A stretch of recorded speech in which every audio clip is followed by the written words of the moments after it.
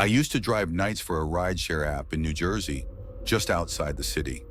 Not the glamorous part people imagine when they hear New York area. I mean the real places: concrete apartment blocks, tired strip malls, parking lots that smell like rain and oil. Night driving was quiet. That's why I liked it. Less traffic, less talking, less pretending. But nights also have a way of showing you things you weren't meant to notice. And this story starts at 3:07 a.m. The app was quiet that night.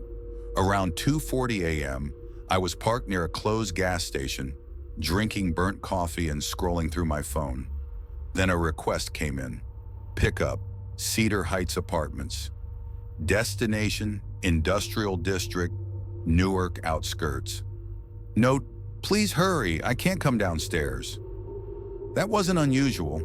People say things like that all the time. Sick, drunk, kids asleep. I accepted. Cedar Heights was one of those apartment complexes built in the late 90s. Concrete, 8 floors, beige paint that had turned gray with age. Not dangerous, just forgotten. When I pulled up, only one exterior light was working. The rest of the building disappeared into shadow. I marked arrived. No one came out. I waited. 2 minutes, 3. Then my phone rang through the app. A woman's voice answered. Quiet, tight. Are you here? She asked. Yes, I said. I'm outside. Which entrance? A pause. I can see you, she said. That made me look up at the building. Some windows were dark. A few glowed blue from TVs. I couldn't tell which one she meant. I can't come down, she added. Can you come up? I'm on the 8th floor. I hesitated. Drivers aren't supposed to do that. Is the elevator working? I asked. Another pause. Yes, she said. That's the problem. Before I could ask what she meant, she hung up. The lobby smelled like damp concrete and old cleaner. The kind of smell you only notice when it's late and quiet. I pressed the elevator call button. Somewhere above, metal groaned. The doors opened slowly. The elevator was empty. Inside, the panel listed floors 1 through 8. But under the buttons, faint and scratched into the metal, was something else. A number that wasn't a button. 9 not painted, not lit, just there, like a scar. I told myself it was leftover from manufacturing or vandalism. My phone buzzed. A text from the writer. Are you inside? Yes, I typed back. Please only press 8, she replied.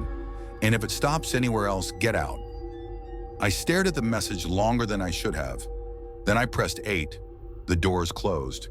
The elevator began to rise. The lights flickered as we passed the 4th floor. By the 6th, the air felt colder. Not broken AC cold. Something sharper. The elevator slowed. A soft ding sounded. The display went dark. Then it came back on. 7. The elevator stopped, but the doors didn't open. I felt my pulse in my throat. After a few seconds, it started moving again. I let out a breath I didn't realize I was holding. 8 ding. The doors opened. The hallway was dim, quiet, one flickering light, beige carpet worn thin. The woman stood near her door, holding her phone with both hands like it was keeping her upright. You came, she said. You okay? I asked. She nodded but didn't look convinced. That thing, she said, nodding toward the elevator. Does it ever stop on its own for you? No, I said. She swallowed. Good. We stepped inside together. As the doors closed, I glanced at the panel again. For just a moment, I swear this, the scratched 9 looked darker, like it had depth. I pressed 1. The elevator descended. This time, nothing strange happened. When the doors opened in the lobby, she practically ran out. Before getting into the car, she leaned down and whispered, If it ever lights up, don't press it. Press what? The 9th floor. I forced a smile. There is no 9th floor. She looked at me like I was a child. That's what it wants you to think. She got in the car. A week passed. I tried to forget Cedar Heights. Then at 2:52 a.m., another request appeared. Same building. This time the note said, "I'm already downstairs." I almost declined. Curiosity won. Outside the building, a man stood near the entrance. Tall, long coat, hands in his pockets. He got into the back seat without a word. "You headed to the industrial district?" I asked. "Yes," he said. His voice sounded flat, like he hadn't used it in a while. As we drove, I checked the rear-view mirror. He wasn't moving. "You live at Cedar Heights?" I asked. He nodded once. "8th floor." Another pause. "Yes," he said. "I used to." Something in the way he said that made my skin crawl. "You drive nights," he continued. "You see the city differently." "Yeah," I said carefully. "At 3:07, he whispered. I looked at the clock. 3:05. "What happens at 3:07, I asked. He leaned forward. "The elevator remembers." The radio cut to static. My navigation froze. The steering wheel felt heavier. "Pull over," I said. He smiled in the mirror. "I already did." The car slowed on its own. We stopped. In front of Cedar Heights. Again. The lobby doors were open. The elevator doors were open too. Waiting. Inside, the panel was different. The 9 wasn't scratched anymore. It was a real button. Lit. The man stepped out of the car. "You don't have to come," he said softly. "But you will." I stayed where I was. The elevator intercom crackled. A whisper filled the lobby. 3:07. My watch buzzed. 3:07 a.m. The man stepped inside the elevator. He turned back once. "I got stuck," he said. "So will you."